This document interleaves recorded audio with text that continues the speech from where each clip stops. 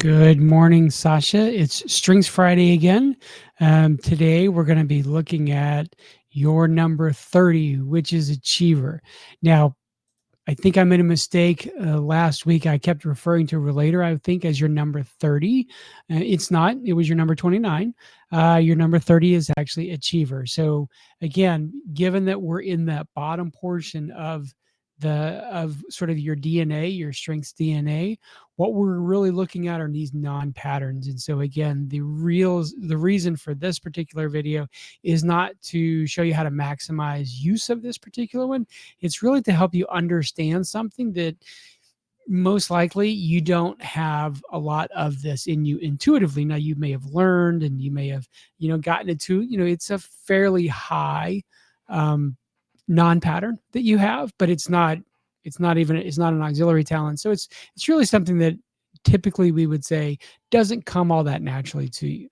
So a little bit about achiever people are people who work hard. They possess a great deal of stamina. They oftentimes seem like they never stop, kind of like the Energizer Bunny.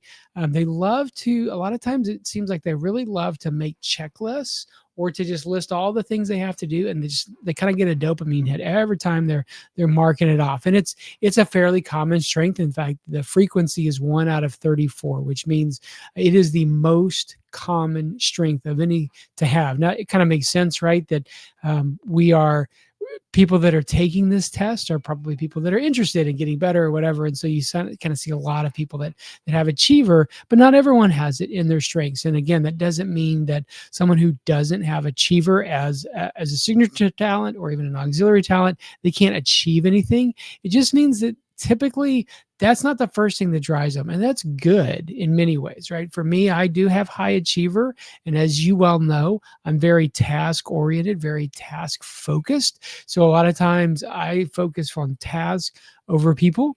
So I will almost intuitively just graduate for, we got to get it done, we got to be on time, we got to get stuff completed, versus let's take a step back, let's don't be angry at each other, etc. You've probably heard mom say this before, right? Where I'd rather be late to the airport than hate each other when we get there, right? That's mom's her adaptability really coming out. And for me, I've got high achievers. So I'm like, hey, there's a task associated with getting to the airport on time. We're going to hit that task and we're going to do it. So again, this is something that's probably not coming intuitive to you. So a couple of things that you may come across. You may feel like someone is very task oriented and not relational at all. You may feel like they never stop. They're always constantly giving you tasks to do. They're always doing tasks, etc.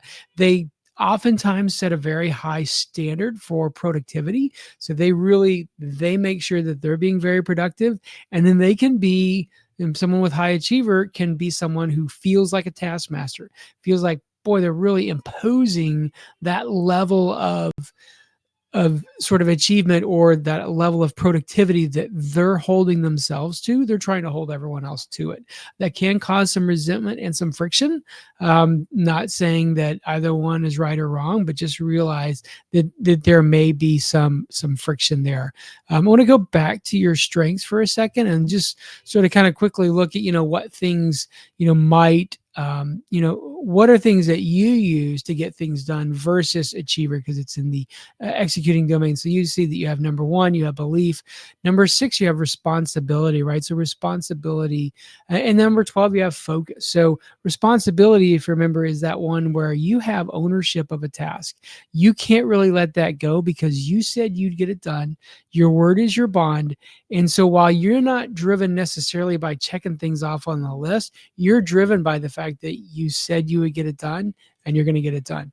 Second executing theme you have there, or the one that I kind of skipped over, was belief, right? Which is, you need to be able to execute things and to do things within the scope of your set of personal beliefs, whether it's integrity, honesty, that type of thing. Like that's going to drive you more than checking things off the list. But maybe what drives you is being seen as a hard worker, like being seen as someone who's good at their job. Like those are all things that may motivate you more than, hey, just checking things off on a list. And that's great, because we don't need everyone in the world to be, have this achiever strength, because then we would never be relational.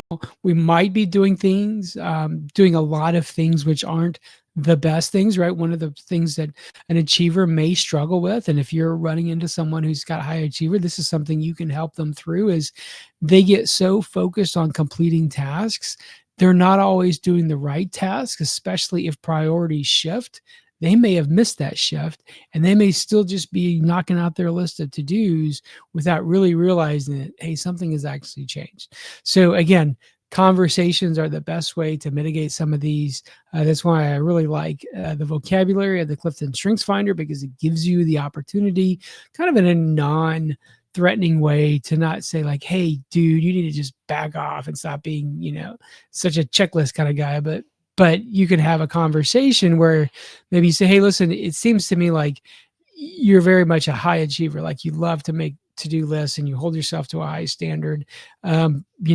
Just to let you in on me, I don't have that same one. So I'm not quite motivated by the same things, but let's have a conversation about how we get the same level of output, but we motivate people in the way that actually motivates them versus, again, if I give an achiever a list of here are 10 things you got to get done, boy, they're going to just start knocking it out.